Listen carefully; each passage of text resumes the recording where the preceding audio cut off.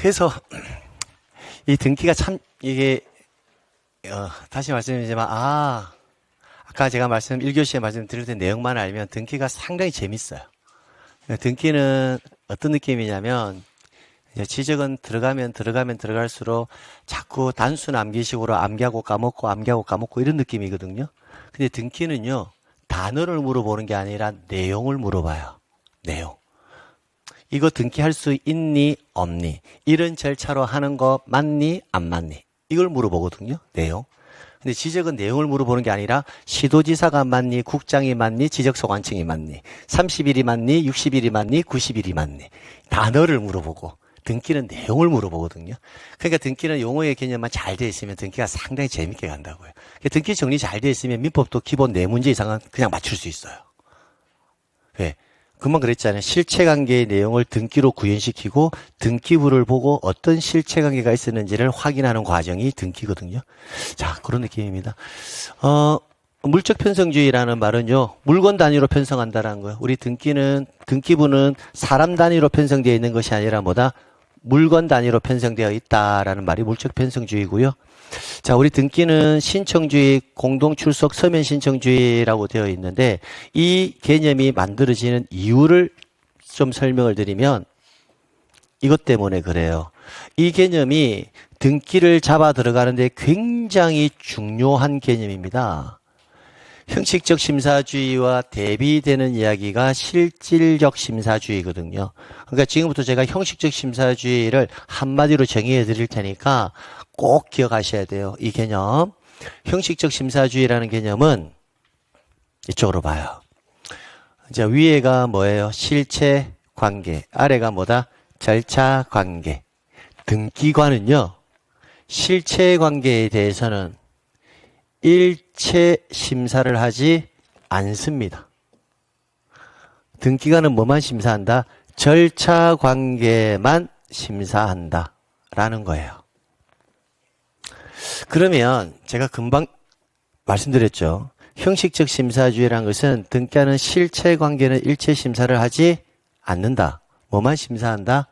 절차 관계만 심사한다라고 했어요. 그러면 등기관의 입장에서는 심사를 할 때, 여기서 심사를 하잖아요. 그죠? 심사를 할 때 이 두 가지 과정만 아무런 문제가 없으면 등기부에 기록해준다, 안 해준다? 해준다라는 결론이 나오죠? 그러면 달리 말하면 이렇게 생각할 수도 있을까? 지금 갑에서 을로 등기부에 등기가 기록되어 있는 이 등기는 이 절차 관계만 기준으로 해서 등기가 되어 있는 것이지 실체 관계를 기준으로 실체 관계가 있는지 없는지 이 부분에 대해서는 등기관은 등기부에 기록할 때 알 수 있다, 알 수 없다? 알 수 없다. 이게 핵심이야. 그러면 이렇게 논리를 전개하면 지금부터 여러분이 가지고 있는 일반적인 상식을 깨부셔야 돼. 지금부터 상식을 가지고 판단하지 말고 이 형식적 심사주의를 이해할 때는 상식을 깨부셔야 돼. 그럼 금방 이 등기는 절차만 등기관이 보고 기록을 해준 거니까 실체관계의 존재 유무에 대해서 등기관이 간접적으로는 판단할 수 있을지는 몰라도 실제 이게 있었는지 없었는지에 대해서는 등기관은 판단한다, 못한다? 못한다. 그러면 반대로 말하면 여러분이 등기부를 갑에서 을 명의로 등기된 것을 봤을 때 이 등기는 이러한 실체관계가 있어서 절차적으로 문제가 없어서 기록되어 있을 수도 있고 이런 실체관계가 없는데도 불구하고 절차상에 아무런 문제가 없어서 기록되어 있을 수도 있다. 이 개념 아닙니까? 맞나요? 그러면 이 등기는 이런 실체관계가 없다라고 가정해 봅시다. 없는데도 등기부에 기록되어 있을 수도 있다. 그거잖아요, 지금. 그럼 지금부터 여러분이 을이라고. 자, 을이라는 사람을 집중해서 보자고. 그러면 여러분이 을의 부동산을 취득을 하려고 해. 지금 을의 부동산을 여러분이 뭐 한다? 취득을 하려고 해. 을이라는 친구가 이 부동산이 기본적으로 거래되는 금액을 보니까 내부를 딱 검색해 보거나 또 국토부 자료를 실거래가를 살펴보니까 이 부동산이 약 10억 정도 하는 부동산이에요. 근데 을이 얼마에 내놨냐면 1억에 내놓은 거야. 그럼 사야 돼, 안 사야 돼? 사야잖아. 그래서 을이 왜 이렇게 싸게 팔지? 등기부를 보니까 또 을 명의로 되어 있어. 오, 1억, 땡큐. 빚을 내서라도 사야 된다. 그래서 여러분은 을하고 매매 계약을 해서 여러분 앞으로 무슨 등기? 소유권 이전 등기를 한 거야. 야, 그럼 여러분 오늘 등기 딱 되는 순간 잔치집, 초상집? 초상집? 아니 10억짜리 부동산을 이렇게 취득했는데 초상집이야? 네. 잔치집이잖아. 근데 이게 온전한 잔치집이 되려면 이 을이라는 자가 실체관계에서 갑과 을하고 이런 실체관계가 있어서 정상적으로 권리를 취득해서 처분한 거라면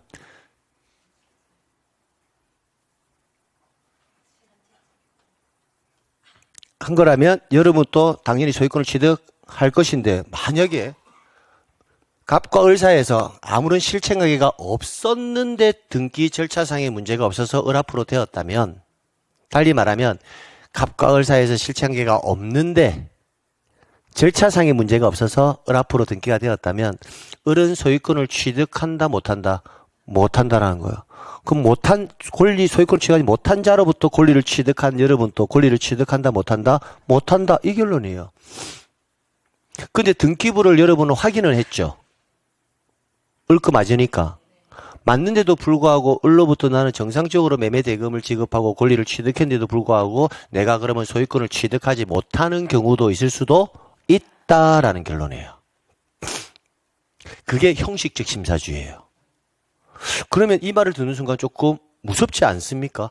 여러분이 지금 소유권을 만약에 가지고 있다고 생각해 보세요. 여러분은 틀림없이 매매 대금 적법하게 다 주고 물건을 취득했을 건데 그 전 소유자가 만약에 진정한 소유자가 아니었다면 나도 소유권 취득하지가 못한다. 이런 결론이 발생하는 거예요, 실제. 그 실제 등기가 그렇습니까? 네, 그렇다고요. 우리 등기가. 그래서 그러면 이 등기부를 여러분 이런 상태라면 여러분은 등기부를 100% 신뢰할 수 있겠습니까? 못하죠. 그래서 우리 등기는요, 법으로 정해놨어요. 민법 판례에서 등기는 공신력이라는 걸 인정 안 합니다. 국가가 이 등기부는 100% 을이 소유자입니다 라고 인정을 안 해줘. 참고로 등기는 거래 참고 자료로 삼아라 라는 정도밖에 안 돼요. 국가의 입장에서는. 근데 우리는 믿을 거는 등기부 말고 없잖아. 그럼 우리는 등기부를 믿고 거래했다 하더라도 우리는 소유권을 취득하지 못할 수도 있다. 이게 지금 현재 현실이에요. 현실. 그러면 이 등기를 100% 믿어서는 안 된다는 거죠. 그래서 우리 민법 판례에는 등기에는요, 뭐만 인정을 하느냐면 추정력만 인정한다라고 되어 있어요. 뭐다? 추정력. 이 사람이 아마 소유자일 거야 라는 정도의 신뢰감. 이것만 인정하지 등기부를 100% 믿어라 라고 공신력을 인정하지는 않는다고요. 뭐만 인정한다? 추정력. 자, 그러면 이제 뭐 때문이다? 형식적 심사주의 때문이라 그렇다는 거야. 이것만 심사하니까.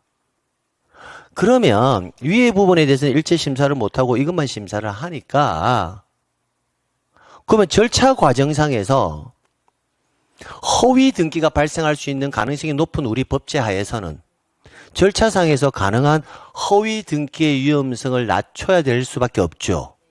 그럼 허위 등기의 위험성을 낮추려면 등기를 신청하는 과정에서 권리를 잃을 자와 권리를 얻을 자가 함께 등기소에 오라 하는 게 맞습니까? 얻을 자만 혼자 와서 하라는 게 맞습니까? 그죠. 함께 와라. 그래서 권리를 잃을 자와 권리를 뭐 한다?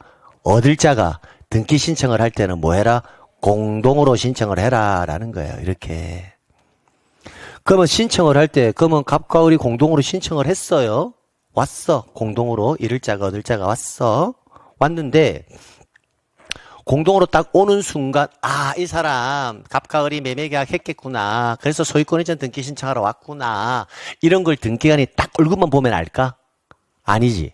근데 두 사람이 왔을 때 니네들 몇 년 며칠 날 매매계약은 했니 안 했니? 잔금은 그대로 지급했니 안 했니? 갑은 처분하고자 하는 의사가 진위가 있었니 없었니? 이런 걸 시시콜콜하게 등기관은 심사를 한다 안 한다? 안 한다고요. 그게 실질적 심사니까. 그러면 등기하는 입장에서는 관상만 보고 알 수는 없으니까 당신들이 매매 계약이란 걸 만약에 했다면 계약서가 있을 거다. 그럼 그 계약서를 좀 제출해라. 그럼 등기하는 그 계약서를 보면서 아, 이 사람들이 매매 계약을 했구나라고 뭐한다? 추정만 할 수 있다라는 거야. 매매 계약 위조로 만들 수도 있잖아요. 위조로 만들 일도 아니잖아. 그잖아요? 그 다음에 등기 신청서도 들어와야 되겠죠. 아, 어떤 부동산에 대해서 누가 어떤 목적으로 등기를 신청하러 왔는지라고 뭐다 신청서도 들어와야 될 거고. 그럼 신청서를 보면서 등기하나, 아, 이런 등기 신청했네. 그러면 얘네들 매매네. 그럼 너희들 매매 계약서 있을 거잖아. 그럼 매매 계약서 첨부해. 이렇게. 너 이 권리 진짜 너 처분할 의사가 진짜 있는 거니? 네, 있어요. 라고 구두로 물어볼 수는 없으니까 당신이 가지고 있는 인감증명이라는 게 있을 건데 그 인감증명 또 뭐해라? 제출해라 라고 할 것이고 그래서 많은 서면을 뭐해라? 제출하라 한단 말이에요.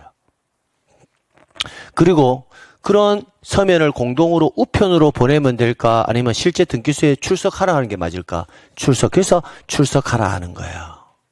그러면 얘네들 공동으로 서면으로 출석하라 얘네들은 결국 우리나라는 무슨 심사를 채택하기 때문에 형식적 심사를 채택하기 때문에 허위 등기의 위험성은 뭐하다? 클 수밖에 없고 그래서 등기는 추징력밖에 인정되지 않고 그럼 허위 등기의 위험성을 가능한 절차상에서는 뭐하고 낮춰야 되고 낮추기 위해서 있는 절차들이 공동으로 서면으로 출석해라라는 거예요. 그럼 선생님 이거 딱 보니까 이런 느낌을 딱 보니까 그러면 이럴 자가 얻을 자가 출석도 했고 공동으로 왔고 서면도 왔으니까 그래도 조금 그러면 믿을만 한데요 라는 느낌이 들잖아. 그래도 이 절차적 과정도 대리인이 할 수도 있거든. 여러분이 알고 있는 변호사, 법무사가 대리행위를 할 수도 있죠. 그럼 법무사가 매매계약서 위조하고 인감 위조하고 법무사가 내가 대신 출석했습니다 하고 모든 걸 다 위조해서 넘길 수도 있을까? 우리나라에서는 가능하다. 그게 부실 등기, 허위 등기라는 거예요. 그래서 등기는 실제 사건, 사고가 많이 터집니다, 실제.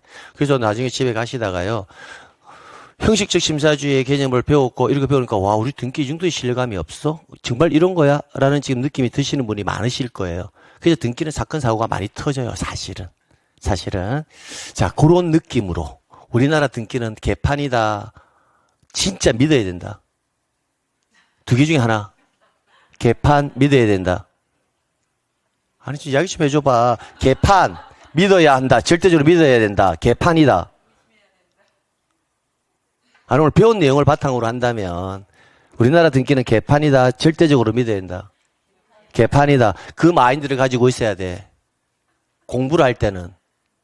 그래야 왜 공동으로 오는지, 왜 서면을 제출하라는지, 왜 출석하라는지 이런 지문들이 싹싹 시험을 위해서는 박혀든단 말이야. 근데 결론만 이야기해 줄게. 실제로는 강의는 이렇게 하지만 우리나라 등기는 믿고 거래하셔도 돼요. 안전장치가 굉장히 뭐하다? 많거든. 근데 안전장치가 아무리 많아도 실체관계를 심사할 수가 없는 등기한의 입장에서는 안전장치가 아무리 많아도 그 안전장치까지 피해갈 수도 있는 구조거든요. 그래서 허위 등기의 위험성을 완전히 제거할 수는 없어도 가능한 많은 안전장치를 둠으로써 허위 등기의 위험성을 만다 방지하고자 한다는 거예요. 그래서 등기법이 법 조문들이 대부분 거치고 가게 되면 결국은 이 형식적 심사주의 때문에 허위 등기 위험성이 크다고요. 그 위험성을 뭐하기 위해서 낮추기 위해서 제도적 장치가 많이 마련되어 있는데 그러한 것들이 등기법 법 조문으로 되어 있다고요. 그런 것들이. 그러니까 등기법 법 조문을 이해하려면 공부를 할 때는 우리나라 등기 개판이야. 그런 느낌으로 출발해서 이런 절차적 과정이 있네. 그래, 이런 절차적 과정이 있으면 개판인 등기를 조금 위험성을 낮출 수가 있겠구나. 이제 그런 느낌으로 접근해 드려야지. 우리나라 등기는 완벽해. 이렇게 되면 이런 내용들이 잘 안 들어와. 그래서 공부할 때까지는 어떻게 한다? 등기 개판이야. 이런 느낌으로. 되겠죠? 예. 그럼 등기를 믿고 거래한 자 국가가 보호한다, 안 한다? 안 한다. 우리나라 등기의 공신력은 없으니까. 근데 무권리자로부터 우리는 원칙, 이것도 원칙이에요. 민법에서. 무에서 유가 원칙 나올 수 있다, 없다? 없다. 이거라고요. 근데 무권리자로부터 권리를 취득했는데도 불구하고 권리를 취득하는 경우도 있어요. 무에서 뭐가 나온다? 유가 나올 수도 있다라는 거예요. 그 무에서 유가 나오는 것은 이게 무에서 유가 나오는 것은 자연적 관점과 철학적 관점을 보면 철학적 관점에서 높죠. 좀 어렵나? 없는 것이 있는 것이요, 있는 것이 없는 것이다. 그럼 이거는 우리 자연생태학적으로 봤을 때 부모가 없이 아들이 태어나구나. 이게 말이 돼, 안 돼? 안 되잖아. 부모가 있어야 자식이 태어나는 거는 그 자연생태학적인 거예요. 근데 철학적으로는 부모가 없어도 아기가 태어나는 게 철학적 관점이라고. 무에서 뭐가 유가 만들어지는 게. 그래서 우리 법은 철학도 가미되어 있다고. 철학도. 그걸 우리는 법철학이라고 해요. 그래서 무에서 유가 만들어지는 과정. 그게 뭐냐면 여러분이 민법에서 배우는 선의의 제3자 보호 규정이에요. 민법에서 민법 정신에서 비진이, 허위, 착오, 사기, 강박 이런 거 배우잖아. 그럼 그때 뭐라 돼? 선의의 제3자는 뭐한다? 보호한다 라고 배우잖아. 그럼 그때는 무에서 뭐가 나온다? 유가 나오거든. 두 사람 사이에서 허위 표시했다. 통정에서 허위 표시했다. 통정 허위 표시는 뭐다? 무효거든요. 짜고 치는 고스톱은 무효라고 사실은. 그러면 야, 내가 좀 갖고 있을래? 응, 줘봐. 내가 갖고 있을게. 이렇게 짜고 등기했어. 그럼 통정 허위 표시 무효. 무효라는 것은 애초부터 법률 행위가 없었다라는 거야. 그럼 무권리자지. 근데 이자로부터 권리를 취득한 제3자는 소유권 취득한다. 그럼 무에서 유가 만들어지잖아. 그지? 그럼 이런 규정을 우리는 선의의 제3자 보호 규정이란다고. 그럼 무에서 유가 나오는 경우도 있다. 그럼 이게 원칙이야. 무에서는 무가 나오지 무에서는 유가 나올 수가 없다. 이게 원칙일까? 무에서 유가 나올 수는 없다. 이게 원칙이야. 근데 무에서 유가 나오는 경우도 있다. 이거는 예외야. 그 예외니까 일정한 조건 하에서만 그런 현상이 발생한다. 그죠? 그럼 그 조건이 민법에서 배우는 뭐다? 선의의 제3자 보호 규정이라고. 아니, 배운다. 8가지. 비진이, 허위, 착오, 사기, 강박, 물권법에는 없고, 계약법에 계약해제, 그 다음에 가등기 담보 등에 관한 법률에서 가담법, 그 다음 실명법, 이렇게 해서 8가지 상황은 무에서 뭐가 만들어진다? 유가 만들어지는 제3자 보호 규정이 들어간단 말이야. 근데 원칙은 무에서는 뭐가 나온다? 무가 나오는 게 원칙이야. 그러면 선생님, 선의의 제3자 보호 규정에 의해서는 수험생이 소유권을 취득할 수도 있나요? 취득할 수 있다. 그거는 수험생이 등기부를 믿고 등기의 공신력이 있기 때문에 소유권을 취득하는 것이 아니라 민법의 선의의 제3자 보호 규정에 의해서 소유권을 취득하는 거다. 이렇게 이해하시면 된다라는 거예요. 여기까지 해결됐죠? 됐습니다. 자, 그러면 등기 안에 형식적 심사주의라는 개념을 딱 떠올릴 때는 절차관계만 심사한다. 그게 맞는데 우리가 앞으로 등기법을 접근해 나갈 때는 어떻게 접근해 나가느냐? 소극적 의미로 해석하는 게 등기법을 공부하는데 훨씬 더 이로워요. 선생님, 소극적 의미가 뭐냐? 그거는 서면심사주의. 이렇게 암기하시면 돼. 이렇게 암기하시면 오히려 이야기가 편하다. 아, 등기관은 뭐만 심사해서 서면만 심사해서 등기해준다. 그러니까 서면이 상에 아무 문제가 없으면 등기해준다. 이 느낌으로 공부해라고. 그럼 형식적 심사주의라는 개념은 좀 추상적이거든. 그럼 우리 등기는 무슨 심사주의다? 서면 심사주의다. 물론 공동으로 왔는지 안 왔는지 출석했는지 안 했는지 당사자가 왔는지 다 확인하는 게 맞는데 그것도 형식적 심사주의의 하나의 일환인데 그거까지 갈 필요는 없고 등기를 접근할 때는 그냥 등기는 뭐만 보고 등기해준다. 서면만 보고 등기해준다. 이 개념으로 접근하면 된단 말이야. 그러니까 소극적 의미의 형식적 심사주의와 적극적 의미의 형식적 심사주의를 나누기는 하는데 적극적 의미까지를 하게 되면 좀 추상적으로 변해. 그래서 등기는 뭐만 심사해서 서면만 심사해서 등기해준다. 이 느낌으로. 그러니까 우리나라는 허위 등기 위험성이 높다. 그러니까 등기의 공신력은 인정할 수가 없다. 그러니까 등기는 이 사람이 소유자일 거야 라는 정도의 추정만 발생한다.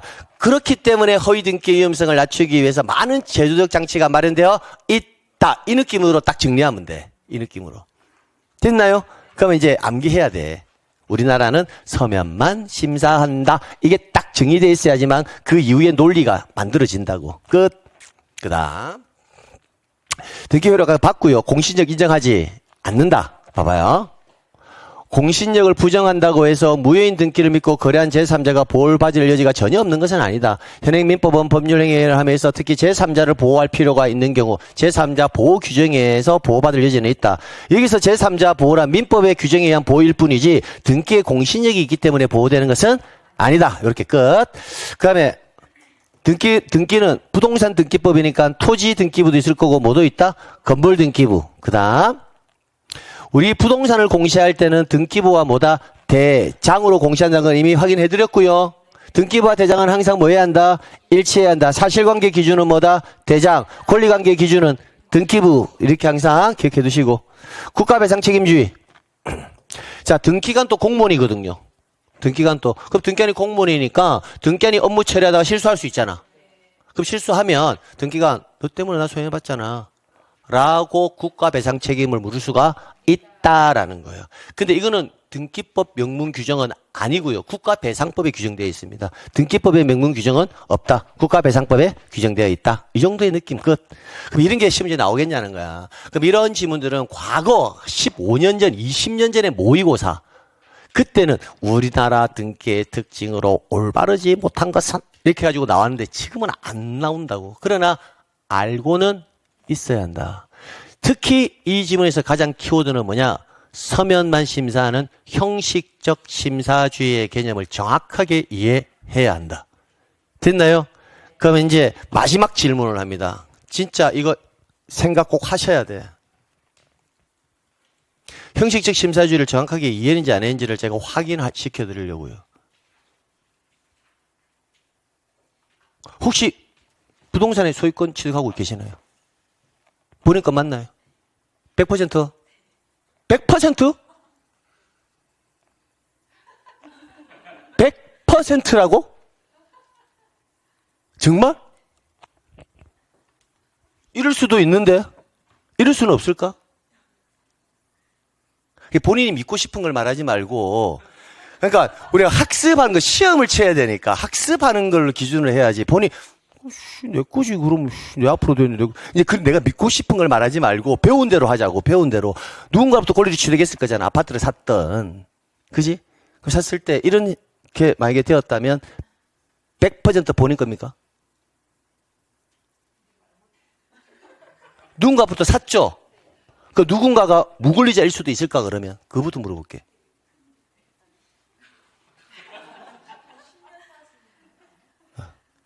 그러니까 누군가 이 사람이 소유자가 아닐 가능성은 없나요?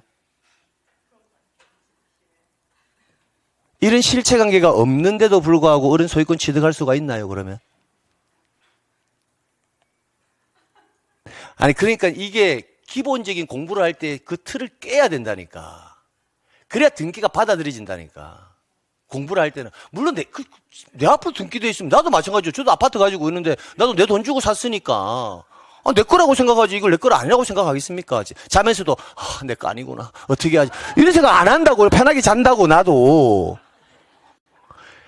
근데 이제 그 개념을 조금 까부셔야 등기가 빨리 접근이 된다라는 거야. 우리가 갖고 있는 그런 기본 상식. 그러니까 배운 대로 접근하라는 거야. 우리는 시험을 봐야 될 사람이니까. 그러니까 누군가부터 권리를 취득했을 거잖아. 그럼 이 누군가가 을이라고. 그럼 을이 실체관계가 없는데도 불구하고 소유권 취득할 수 있냐고. 없어? 등기관이 무슨 심사만 하는데? 서면만 심사하는데. 이거 심사해야 안 해? 안 해. 그럼 이런 관계가 없어도 절차상만 문제가 없으면 등기부에 기록은 될 수 있어? 있지. 그러면 실체 관계가 없어, 실제로. 없는데 절차 관계가 문제가 없어서 등기되어 있어. 그럼 이거 허위 등기지. 그럼 이 사람 소유자야, 아니야?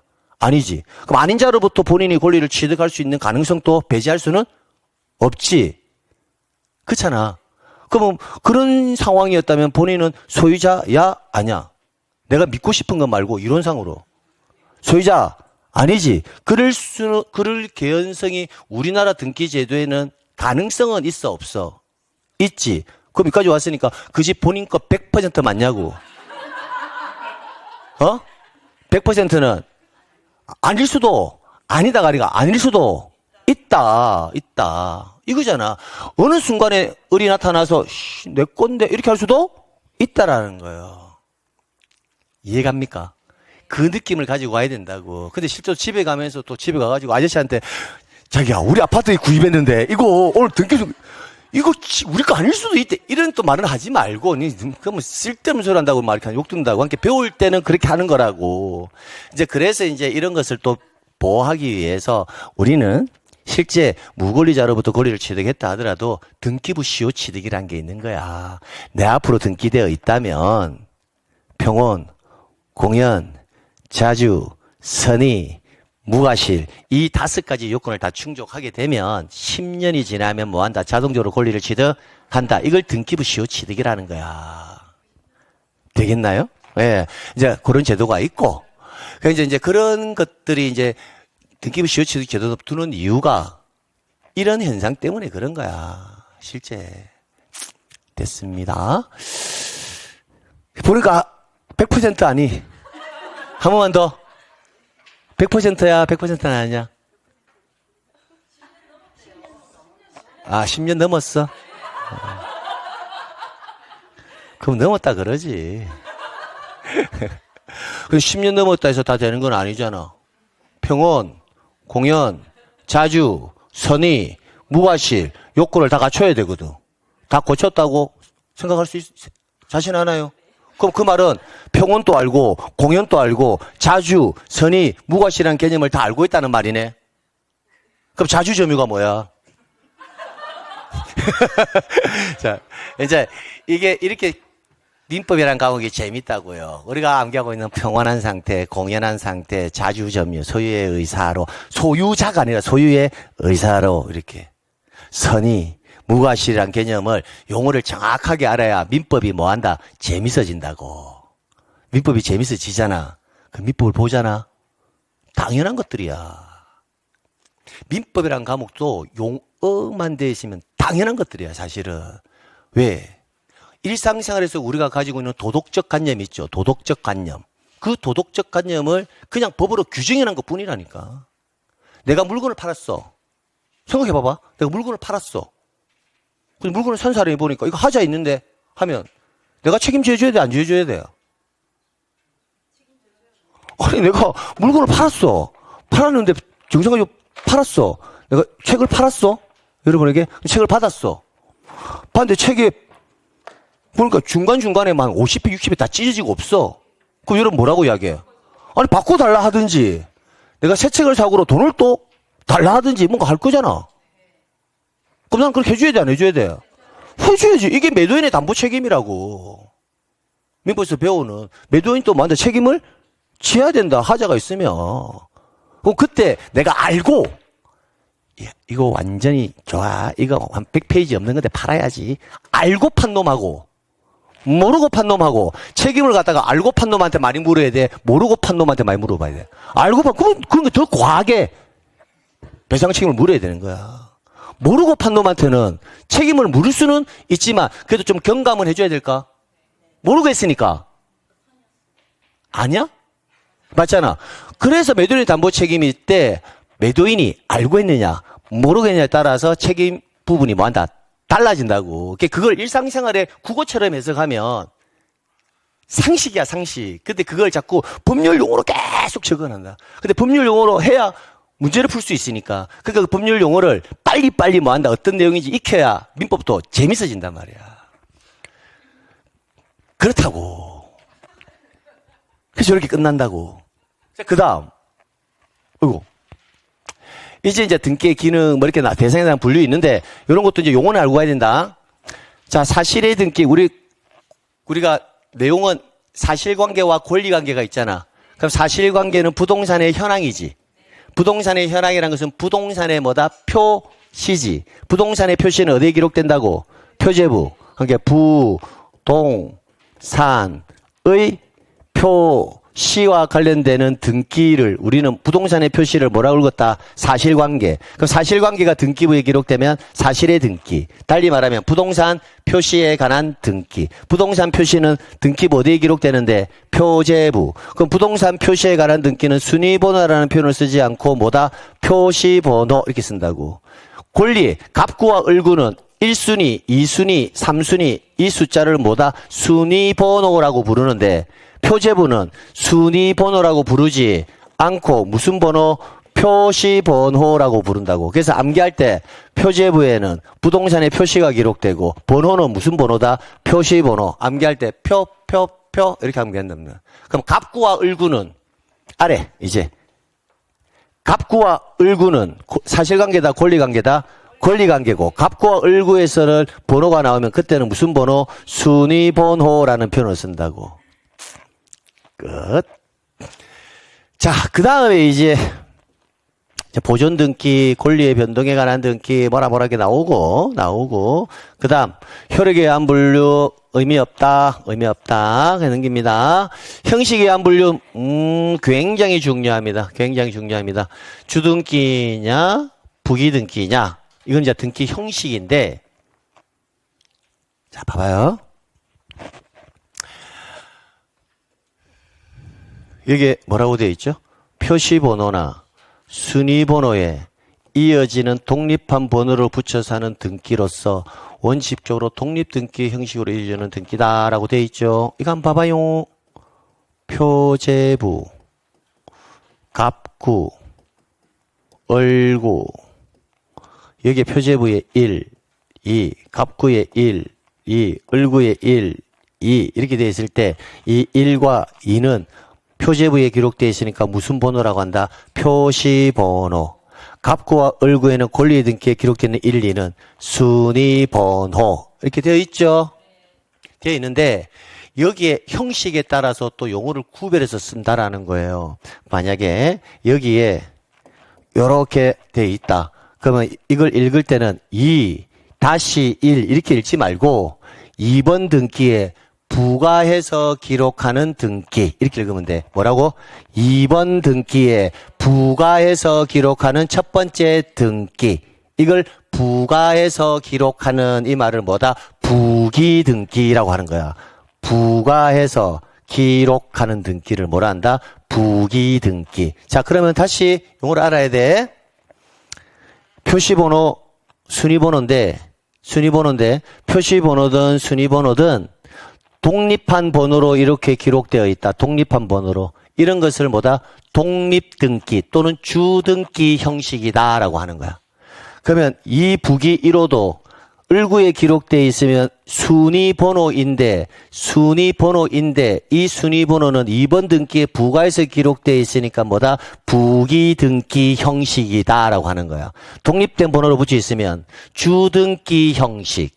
그럼 여기에 만약에 이렇게 되어 있으면 표시번호인데 이 표시번호의 형식은 뭐다? 부기등기의 형식 이렇게. 그러면 우리가 봐봐. 주등기냐 부기등기냐의 문제는 여기서 딱 끝내준다. 표제부는 부기등기가 없다. 표제부에는 부기등기 형식 자체가 없고 표제부는 항상 독립적인 번호인 뭐다? 주등기로 한다. 항상 등기의 형식은 독립한 번호만 있지 부가해서 기록하는 등기는 있다 없다? 없다. 그럼 부기등기의 개념은 어디에서만 나온다? 갑구와 을구 권리의 등기에 대해서만 부기등기의 개념이 나온다까지만 기억하시면 돼. 어디에서만 나온다?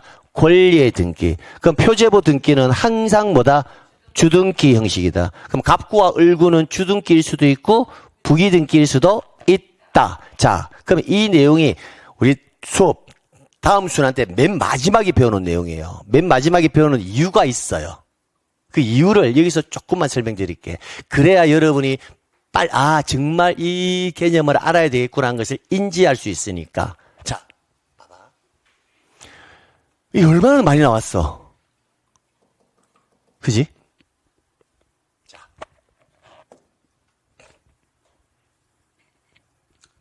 자, 갑구와 을구에서만 주등기냐, 주등기 형식이냐, 부기등기 형식이 나온다고 했지. 독립한 번호냐, 독립한 번호가 아니냐.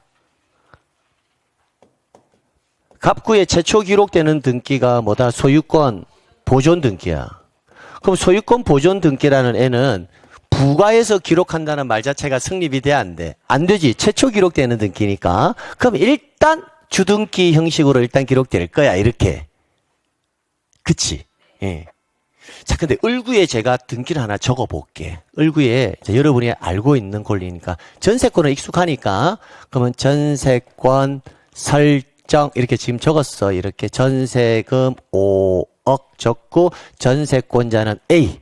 근데 실제로는 A의 성명, 주소, 주민번호 다 기록해야 돼요. 이걸 뭐라고 읽었어요? 전세권자의 성명, 주소, 주민번호 이 세 가지를요. 등기에서는 뭐라고 읽거든요. 용어의 정의로. 지난주에 했거든요. 그게 지난주에 했을 때 이 용어가 안 돼 있으니까 6개월이 지나도 등기 명의인의 표시 변경 등기가 뭐예요? 물어보면 등기 명의인의 표시가 뭔지를 모르니까 문제를 풀 수가 없다라고. A를 전세권 설정 등기해야 되니까 A를 뭐다? 전세권자라고 보면 되겠죠. 그럼 이 전세권자라는 것은 전세권 물건이죠. 등기되어 있으니까 전세권 취득한 거죠. 그럼 A를 우리는 전세권의 등기 명의인이라고 한다고요. 갑은 어떤 물건을 가지고 있어요? 소유권. 그럼 갑을 소유권 등기 명의인이라고 한다고요. 그래서 용어가 돼야 된다. 야, 저 아파트 누구 거야? 내 건데? 이게 일상적인 대화. 저 아파트 누구 명의로 돼 있어? 내 명의로 돼 있는데? 두 번째 일상적인 대화. 일상적인 대화는 아니지만 이 표현 안에는 그 아파트 등기부상의 등기 명의인이 누구니? 내가 등기 명의인이야. 등기부상의 명의인이야. 내가 소유권에 관한 등기부상의 명의인이야. 이걸 줄여서 소유권 등기 명의인이다라는 표현을 쓰는 거야. 첫 번째 표현이 가장 자연스럽게 쓰는 표현. 두 번째 표현은 조금 더 퀄리티가 있는 표현. 세 번째 표현이 보다 가장 정확한 우리가 공부하는 표현이라고요. 근데 우리가 일상생활하면서 이 아파트 등기부상의 소유권 등기 명의인이 나야. 이런 표현 잘 안 쓰잖아. 근데 그 표현을 빨리 만들어야 된다고, 시험을 보려면. 성명, 주소, 주민번호를 A는 전세권자니까 A가 전세권 등기 명의인. 전세권 등기 명의인의 정보를 뭐라고 한다? 전세권 등기 명의인 표시. 이런 걸 빨리 익혀야 된다고. 여기까지 와셨죠?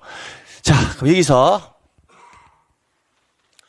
이 전세권 설정 등기, 우리가 설정한 용어 이제 설명을 들었으니까 이제 알고 있어야 된다. 전세권 설정 등기가 되면 A는 전세권을 취득한다. 맞나요? 전세권 물건 맞나요? 등기했으니까 A는 전세권 취득한다. 그럼 전세권 하늘에서 툭 떨어졌나요? 아니면 권리의 분화적 측면에서 소유권자가 설정 행위를 해준 건가요? 해준 거죠. 그죠? 그럼 이 전세권 설정 등기는 하늘에서 툭 떨어진 것이 아니라 이 소유권으로부터 파생되어 나왔다라고 볼 수 있습니까? 그럼 소유권으로부터 파생되어 나오는 등기는 등기의 형식이 이렇게 주등기 형식으로 하는 거예요. 그럼 결론은 뭘까? 소유권으로부터 파생되어서 나오는 권리. 이를 우리는 소유권을 뭐로 하는? 목적으로 하는 권리는 등기의 형식은 뭐로 간다? 주등기 형식으로 한다라는 거예요.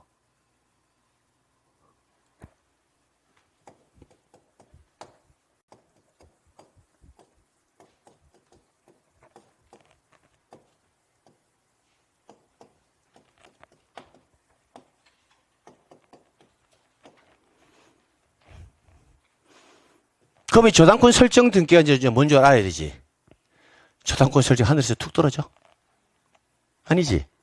그럼 저당권 설정 등기는 어디서 나온 걸까? 기본적으로. 어디서? 여기서 나온 거 맞을까? 그럼 뭐 이렇게 주등기 이런 형식으로. 근데 만약에 등기부를 열람해 봤는데 이렇게 돼 있어. 2 부가 1 이렇게 돼 있으면 이 권리는 어디서부터 나온 걸까? 2부기 1이 아니라 1 다시란 거 쓰지 말라고. 1 부기 1 이렇게 1 부기 1호 어디서 나온 걸까? 여기서. 그러니까 부기 등기인 거야. 선생님, 저당권이라는 것은 담보권인데 소유 부동산을 담보로 제공해야지만 되는 거 아닌가요? 이제 이런 생각이 들 수도 있잖아. 근데 이제 민법에 가보면 저당권의 목적이 될 수 있는 권리는 소유권에 한하지 않는다라고 돼 있어요. 민법에 보면. 전세권이나 지상권도 저당권의 목적이 될 수 있다. 그 말은 지상권이나 전세권자가 담보를 제공하고 저당권 설정 등기가 만들어질 수도 있다. 그러니까 설정 등기라는 것이 항상 소유권에서만 발생되는 것은 아니라고요. 그럼 을구에 있는 저당권이 이 형식으로 되어 있다면 얘는 소유권자가 담보를 제공한 거고, 부기등기 형식으로 되어 있다면 이 상황에서는 전세권자가 담보를 제공한 거다. 이렇게 이제 해석을 한단 말이에요. 그러니까 등기부를 보고 뭐가 담보가 제공되는지를 알 수가 있다고요. 그럼 그런 걸 이걸 보고 역순으로 실체관계를 해석하는 학문이라고 했잖아, 등기는. 그러니까 그거는 뭘 기준으로? 이 형식을 보고 알 수가 있다라는 거. 결론은 뭐냐? 기본적으로 우리는 갑구와 을구에서 주등기로 할 거냐 부기등기로 할 것이냐의 문제는 내가 판단해야 하는 등기가 소유권이라는 권리를 목적으로 해서 나온 거라면 주등기 형식으로 하는 거고, 내가 판단하고자 하는 등기가 소유권이 아닌 소유권 외의 권리로부터 파생되어 나온, 즉 소유권 이외의 권리를 목적으로 해서 나온 등기라면 뭐로 간다? 부기등기 형식으로 한다고. 그럼 시험장에 딱 들어갔는데 이 등기는 주등기입니까? 부기등기입니까? 물어보면 그 등기를 보고 이 등기가 무슨 등기인지만 알면 주등기, 부기등기는 이 개념에서 바로 판단이 돼요, 안 돼요? 되죠. 그런데 이렇게 공부를 해야 되는데 우리는 대부분 주등기와 부기등기를 나누자 첫 글자 따가지고 막 이렇게 암기를 한단 말이야. 그 많은 내용의 등기들을. 그런 등기법의 공부 방식이 아니라고. 그럼 결론은 뭘까? 주등기, 부기등기를 완벽하게 내가 가져가는 결과는 단순간에 되지는 않는다라는 거지. 왜? 등기부에 기록되는 등기의 유형이 굉장히 많을 것인데 그 많은 내용을 내가 다 분석하려면 민법에서의 용어라든지 등기의 용어가 정확하게 되어 있어야 우리가 이 등기는 이런 등기구나 하는 걸 알 수가 있잖아. 그래서 등기는 한 번에 되지는 않는단 말이야. 근데 나올 때마다 그 등기가 어떤 등기인지를 계속 의문을 품고 의구심을 풀어라는 거야. 그래야 등기가 빨라져. 자, 그럼 여기서 또 하나 더 해볼게. 이 전세권 설정 등기를 다시 한번 보자. 이 전세권 등기가 됨으로써 등기를 하게 되면 권리를 취득한다 했죠. 물권. 전세권 물권 맞습니까? A가 권리 취득했죠. 그러면 A가 권리를 취득했다라는 말은 달리 말하면 민법적 내용으로는 A가 사용하고 수익할 수 있는 권능을 얻었다라고 보면 됩니까? 그럼 사용 수익 권능을 잃은 사람은 누구야? 소유자잖아. 시험에는 가배라고 나오지는 않을 거니까 소유자가 사용 수익 권능을 잃었습니까? 얘는 얻었습니까? 그러니까 얘는 등기부에 기록되어 있고 얘도 기록되어 있죠. 얘가 권리를 잃으니까 뭐다? 의무자라는 표현을 쓰는 거고, 얘는 권리를 얻었죠. 얻었으면 뭐다? 권리자라는 표현을 쓰는 거예요. 그 우리 등기 신청은 의무자와 권리자가 무슨 신청? 공동으로 등기를 신청한다. 이렇게 해서 의무자 권리자의 개념이 만들어지는 거야. 결론은 뭘까? 의무자 권리자의 개념도 그 등기가 어떤 등기인지만 알면 하다라는 거야. 그리고 금방 그랬잖아. 의무자가 누구라고? 소유자였지. 그러면 의무자가 소유자라는 말은 그 등기는 소유권으로부터 파생되어 나왔다라는 거야. 그러니까 등기의 형식은 주등기로 가는 거야. 용어만 내가 딸리 딱 쓰고 있을 뿐이지 하나의 내용 안에서 다 만들어지는 거란 말이야. 전세권 설정 등기가 어떤 등기인지만 알면 전세권 설정 등기가 됨으로써 전세권자는 권리를 얻고 전세권을 설정해 준 사람은 권리를 뭐한다? 잃는다. 그 사람을 의무자, 권리자. 아, 그러면 전세권 설정자가 소유자니까 소유권으로부터 이 등기는 파생되어 나왔으니까 등기의 형식은 뭐로 간다? 주등기. 이렇게 자꾸 지문을 내 원리를 가지고 자꾸 파헤쳐 나가다 보면 등기법은 나중에 암기할 게 없어져. 등기법 작년 12문제 나왔는데 한 문제 못 풀어. 5문제가 단순 암기사항이야. 단순 암기사항 지적법처럼. 나머지 6문제가 지금 제가 여러분께 설명드린 그 등기가 무슨 등기인지만 알면 풀 수 있는 것들이 뭐다? 6문항이라고. 그 대부분 수험생들은 5문항은 단순 암기사항이니까 맞추는데 그 등기가 무슨 등기인지만 알면 풀 수 있는 6문항을 못 푼다고. 그럼 그 6문항은 오히려 단순 암기보다는 더 쉬울 수도 있다라는 거, 더 쉬울 수도 있는데 그 내용을 알아가는 과정이 단기간에 되지 않으니까. 또 우리 등기법이랑 공부가 매 일주일에 한 번씩 보고 또 2차 과목이고 또 문항수도 12문항밖에 안 되다 보니까 많이 등한시 한단 말이에요. 등한시 하는 걸 제가 뭘 할 수는 없지만 제가 여러분에게 이것만큼은 꼭 하세요라는 것만 가져가도 우리는 등기법 좋은 성적 얻을 수 있다고. 그럼 지금 제가 기초 강의에서 계속 강조하는 게 뭘까? 내가 뭘 강조하는 것 같아? 용어야. 용어. 그러니까 설정 등기라는 애는 소유권 외의 권리가 창설될 때 나오는데 기본적인 설정 등기는 하늘에서 툭 떨어지는 것은 아니라 소유권으로부터 뭐한다? 파생되어 나올 수밖에 없구나 이렇게. 근데 설정 등기가 반드시 소유권으로부터 발생되는 것은 아니구나 이렇게. 그러면 이 저당권 설정 등기가 되면 K은행은 권리를 얻겠지. 저당권한 권리 등기니까 얻었잖아. 그럼 잃은 사람은 누굴까? 이때는 전세권자가 잃는다고.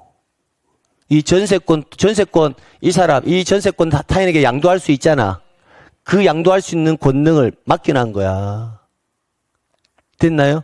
그러니까 전세권을 목적으로 저당권 설정 등기는 저당권자를 권리자로 하고 전세권자를 뭐로 하여? 의무자로 하여 공동으로 신청한다. 전세권을 목적으로 저당권이 설정되었으므로 소유권 목적의 등기가 아니므로 등기의 형식은 뭐다? 부기등기. 이렇게 이제 지문이 만들어지는 거야. 그럼 전세권 등기가 되려면 반드시 뭐는 있어야 한다? 전세금은 있어야 한다. 저당권 되려면 돈 빌려야 되죠? 일반적으로 금전 소비대책이야. 그러니까 뭐다? 채권액이 존재해야 한다. 이런 애들이 지금 읽고 있는 게 다 강론 내용이라고, 강론. 그러니까 총설과 총론만 잘 돼 있으면 강론은 그냥 뽑아 나오는 것들이라고. 뽑아 나오는 거. 이제 그렇게 해서 우리는 계속 진행할 거라고요. 자, 그러면 주등기냐 부기등기냐의 문제는 해결했네. 표제부 등기는 뭐다? 항상 주등기. 그러면 갑구와 을구에서는 등기의 형식이 독립한 번호가 있을 수 있고 부과하는 번호가 있을 수 있을 건데 이 등기는 기본적인 베이스는 뭐다? 소유권으로부터 직접 파생되는, 즉 소유권을 목적으로 이루어지는 등기는 뭐로 간다? 주등기. 소유권 외의 권리를 목적으로 이루어지는 등기는 뭐다? 부기등기. 자, 그럼 이거 한번 보자. 재밌는 거 하나 보여드릴게. 자, 소유권 보존, 갑. 소유권 이전. 그럼 이 소유권 이전 등기는, 이 이전 등기는 어떤 권리를 목적으로 해서 나누는 거예요? 소유권을 목적으로 해서 소유권 이전이 되는 거죠? 자신있게. 주등기, 부기등기. 주등기. 이렇게 되는 거야. 그럼 또 소유권 이전, 소유권 목적으로 이루어지는 거죠? 또 뭐다? 주등기. 자, 그럼 을구의 전세권 설정. 전세권 설정. 하늘에서 툭 떨어진 것이 아니라 소유권을 목적으로 해서 만들어지는 거죠? 주등기. 여기까지 왔나요? 근데 그 밑에 전세권 이전이 나왔어. 그럼 전세권 이전은 소유권 목적으로, 전세권 목적으로 이루어졌죠? 주등기, 부기등기, 부기등기, 이렇게. 그럼 권리는 소유권이거나 소유권이 아니거나 두 개 중에 하나지. 아니, 소유권이거나 소유권이 아니거나 두 개밖에 없잖아. 애매한 건 없잖아. 그러면 소유권을 목적으로 이전할 수 있는 권리는 등기는 소유권 이전 등기 말고 없지. 그지? 그러면 소유권 이전 등기를 제외하고는 나머지 모든 권리는 소유권이야, 아니야? 아니지. 그럼 나머지 모든 권리의 이전 등기는 주등기, 부기등기. 안 되구나. 권리는 소유권이거나 소유권이 아니거나 두 개 중에 하나밖에 없잖아. 그러면 이전 등기를 할 때 소유권을 목적으로 이전 등기이거나 소유권이 아닌 권리를 목적으로 뭐 하는 거다. 이전하는 거나 두 개 중에 하나지 뭐. 그럼 소유권 목적으로 이전 등기는 소유권 이전 등기 말고 없지. 그럼 나머지 모든 권리는 소유권이 아니잖아. 그럼 나머지 모든 권리의 이전 등기는 형식이 주등기, 부기등기. 부기등기 끝나는 거야 이게. 그러니까 우리가 암기할 때 소유권 이전 등기는 주등기, 소유권 이외의 권리 이전 등기는 부기등기, 부기등기 이렇게 암기하는 것이 아니고 그냥 소유권 목적 이전 등기는 소유권 이전 등기 말고 없어. 나머지 모든 권리는 소유권이 아니거든. 그럼 모르지만 이거 한번 해볼까? 자, 해봐. 뭔지는 모르지만 이 소유권이야? 일단은 아니잖아. 그러면 가등기 이전 등기는 소유권 목적의 등기, 소유권 목적이 아닌 등기. 아닌 등기. 그럼 가등기 이전 등기는 주등기, 부기등기. 부기등기 몰라도 부기등기인 거야 그냥. 몰라도. 그러니까 자꾸 이렇게 해석해 나가다 보면 암기할 게 없어진다니까. 지문의 이해는. 그 뭐는 암기해야 돼? 아, 등기의 형식은 주등기랑 부기등기라는 형식이 있는데 표제부에는 항상 뭐다? 주등기로 하는 거고 갑과 얼구에는 권리 등기가 기록이 되는데 아, 그 형식이 주등기가 될 수도 있고 부기등기가 될 수도 있는데 아, 소유권을 목적으로 해서 나오는 등기는 뭐다? 주등기 형식으로 하더라. 소유권 이외의 권리를 목적으로 하는 등기는 뭐다? 부기등기 형식으로 하더라까지는 암기되어 있어야 된다고. 그게 기준이니까. 그리고 나서 우리가 등기를 보고 아, 이게 소유권 목적으로 이루어지는 등기구나 아니구나 그것만 알면 뭐한다? 그건 암기사항이 아니라 해석의 문제로 갈 수 있는 것들이라고. 근데 이게 당장 되진 않을 거잖아, 그지? 그러니까 천천히 매일매일 하루하루 하나씩 알아가자고. 됐죠? 그럼 이게 다 민법하고 연관된다고. 내용을 알아야 뭔가를 할 수 있거든, 민법도. 됐어요? 됐어요? 이게 뭐가 많지?